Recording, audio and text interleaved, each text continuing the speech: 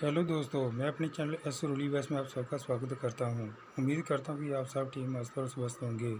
दोस्तों, मैं अपने चैनल पर दिलचस्प कहानियाँ लाता रहता हूं। कृपया मेरे चैनल को लाइक और सब्सक्राइब करके मुझे सपोर्ट और मोटिवेट करें, क्योंकि आपके लाइक और सब्सक्राइब करने से हमें अच्छी अच्छी कहानी बनाने में बहुत मोटिवेशन मिलती है। मेहरबानी करके चैनल को लाइक और सब्सक्राइब जरूर करें। दोस्तों, ये कहानी 3 भागों की है। कहानी का हर भाग बहुत मज़ेदार है। कृपया कहानी को लास्ट तक देखें। तो चलिए कहानी शुरू करते हैं। दोस्तों, राम का परिवार अभी अभी ग्रामीण क्षेत्र से निकलकर शहर की दुनिया में आया था। राम के पिताजी सरकारी अधिकारी और माँ एक घरेलू महिला थी। राम की बहन सीमा अभी एमए फाइनल में थी। राम ने कुछ महीने पहले सरकारी महकमे इनकम टैक्स डिपार्टमेंट में नियुक्ति पाई थी। एक अच्छे परिवार के सभी गुण इस परिवार में थे। माता पिता ने अभी अपने बच्चों के लिए रिश्तों की तलाश शुरू नहीं की थी, मगर फिर भी उनके परिवार के कुछ नज़दीकी लोग किसी न किसी रिश्ते के लिए राम के पिता को बताते रहते थे। एक दिन राम के मामा घर पर आए हुए थे और सारा परिवार मिलजुल कर बातें कर रहा था। बातों बातों में मामा जी ने कहा कि दोनों बच्चे समझदार हो गए हैं, क्यों न उनके रिश्ते की बात चलाई जाए। कमला एक समझदार महिला थी और उसको अपने भाई पर पूरा विश्वास भी था।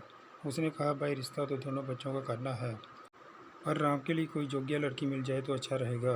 सीमा तो अभी पढ़ रही है, उसके रिश्ते की हमें कोई जल्दी नहीं है, बाकी जैसी मालिक की इच्छा। कमला मन ही मन सोच रही थी कि पहले राम की शादी हो जाए, ताकि सीमा भी अपने इकलौते भाई की शादी का पूरा आनंद ले और खुशियां मना सके। यदि सीमा की शादी पहले होगी तो फिर वो घर गृहस्थी में फंस जाएगी।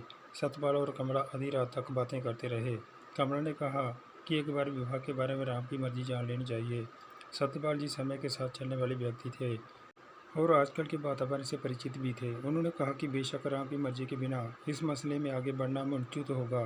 तुम माँ हो, उसके मन की बात मुझसे बेहतर जान सकती हो, क्योंकि माँ और बच्चों में जन्म से दोस्ताना होता है। अगले दिन कमला ने बेटे से कहा कि तुम्हारे विवाह के प्रस्ताव आने शुरू हो गए हैं। तुम कहो तो हम इस बारे में प्रयास शुरू कर देते हैं, और अगर तुम्हारी कोई पसंद हो तो तुम बता सकते हो। मैं तुम्हारे पिताजी से बात करूंगी। राम ने कहा कि अगर कोई मेरी पसंद होती तो मैं ज़रूर आपको बताता, मगर ऐसी कोई बात नहीं है और मैं खुशनसीब हूँ कि आप जैसी समझदार माँ और ख्याल रखने वाले पिताजी मिले हैं। मगर मेरा एक प्रश्न है। अक्सर मैं सोचता हूँ कि जिस लड़की को मैं पसंद करूँगा, जिसे मेरा जीवन साथी बनना है, मैं ये कैसे तय करूँगा कि कोई लड़की मेरे लिए और मेरे परिवार के लिए सही है, जो सीमा को आप जैसा प्यार दे और पिताजी और आपकी सेवा करे और हमारे घर के वातावरण को सुखमय बना दे।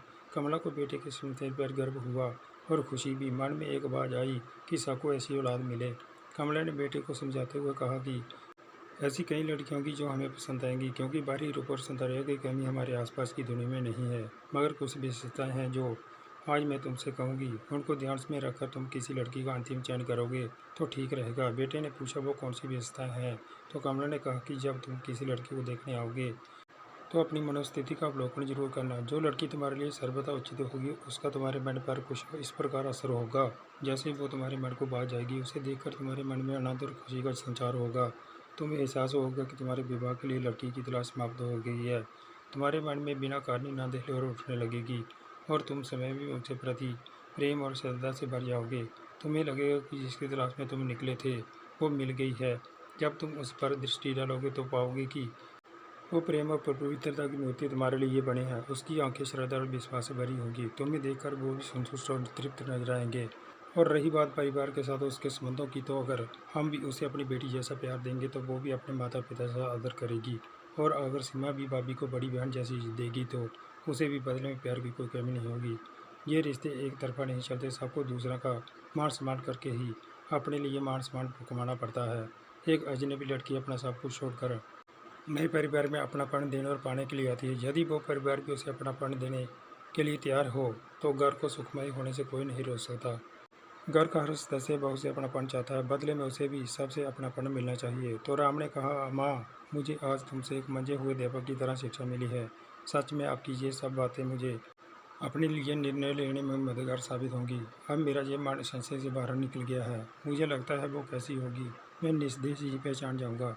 दोस्तों, कहानी का पहला भाग समाप्त होता है। दूसरा भाग देखने के लिए कृपया मेरे चैनल एस रूलीबाज को लाइक और सब्सक्राइब करके मुझे सपोर्ट और मोटिवेट करें, क्योंकि आपके लाइक और सब्सक्राइब करने से हमें अच्छी अच्छी कहानियाँ बनाने में बहुत मोटिवेशन मिलती है।